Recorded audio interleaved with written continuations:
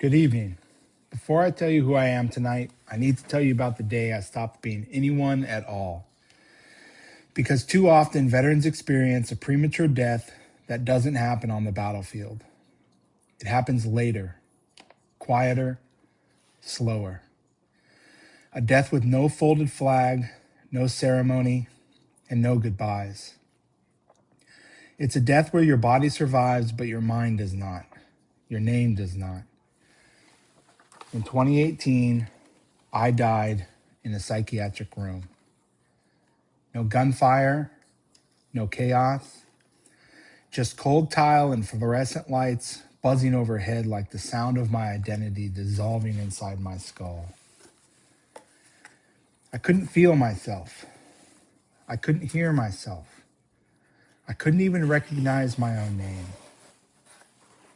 People talk about breaking, but breaking is merciful. Breaking means you still have pieces. What happened to me was erasure. Some men don't need help. They need to be seen before they decide they're already gone. A nurse said to me, "Don't worry, you'll recover."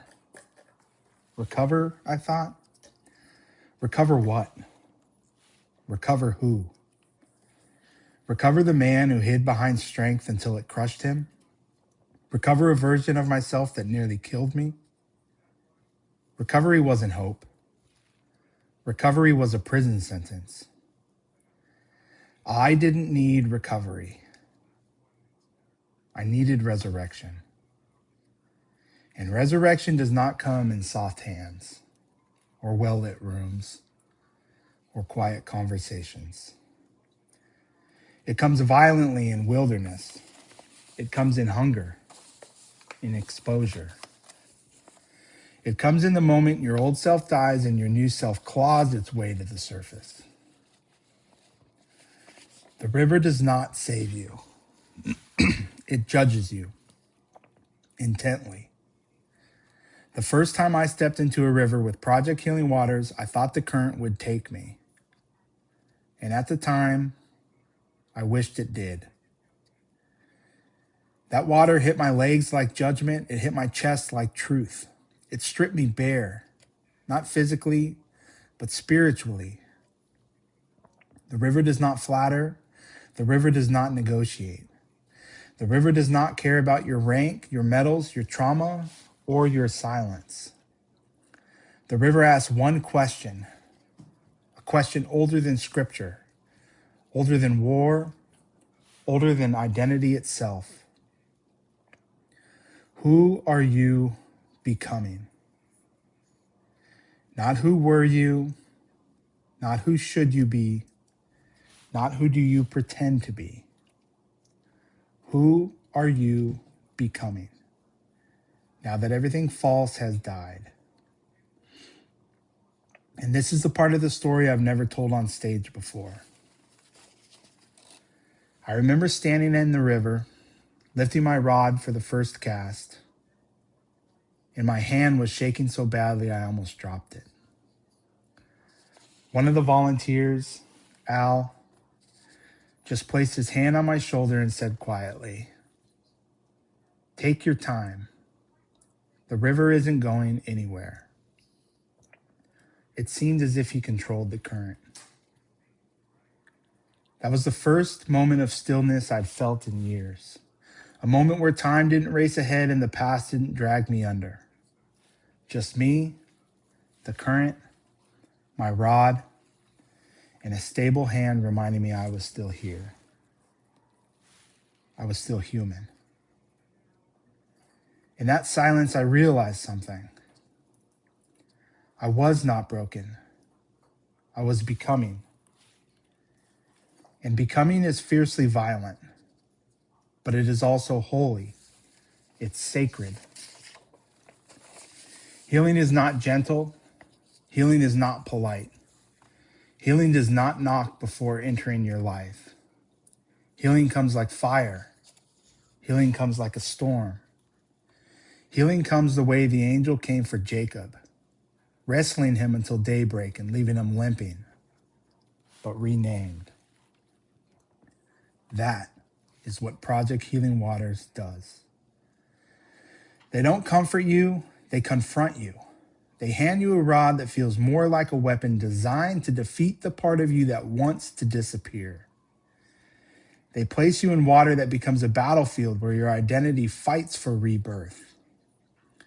They deliver you to a community that stands beside you in your darkness, without flinching, without rescuing, without running. Project Healing Waters doesn't fix you. They witness you. They withstand you. They resurrect you. Not into the person you used to be, but into the person you were meant to become before the world broke you and dared to call it fate. And let me say this with great humility. I am only here because someone refused to let me disappear. They refused to let the current take me. That is a quiet truth beneath the violence. I will now speak to you plainly. You are not funding fishing trips. You are not funding recreation. You are not funding hobbies. You are funding something ancient, something holy and sacred, something every veteran deserves but so few ever receive. You are funding identity. You are funding the moment a man who thought he was dead inside feels his pulse return with the rush of the current. You are funding the moment a veteran hears his own name again after years of silence in his fractured skull. You are funding the moment a father returns to his body, a husband returns to his breath, a human being returns to their life. Your generosity is not symbolic. It is not metaphoric.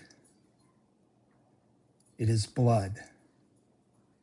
It is bone. It is resurrection made possible. And here's the truth beneath everything I've said tonight. We are not defined by what broke us. We are defined by our own becoming.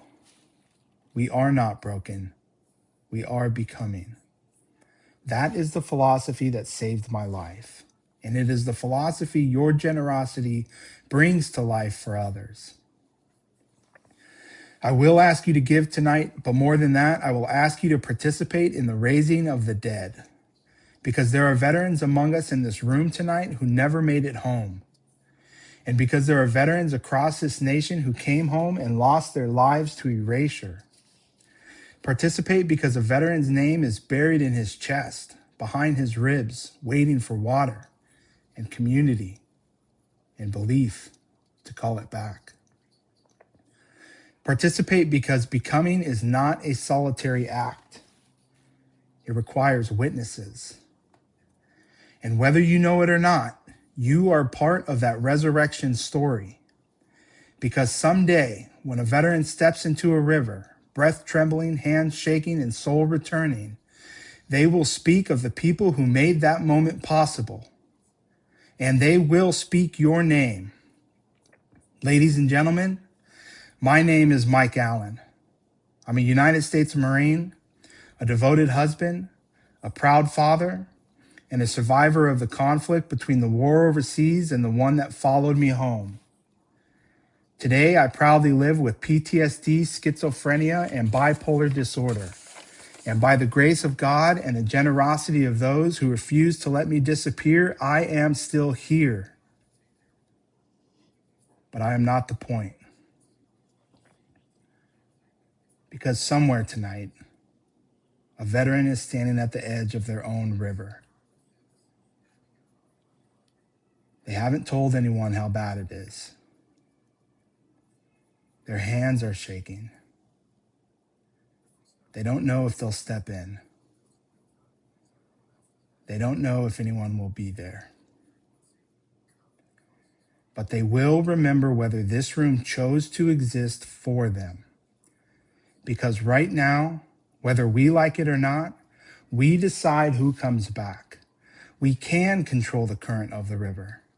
So I now straightforwardly ask you to open your hearts, open your wallets, and open the river, because tonight in this room, with your hands, your will, and your generosity, we are not saving veterans. We are raising them from the dead.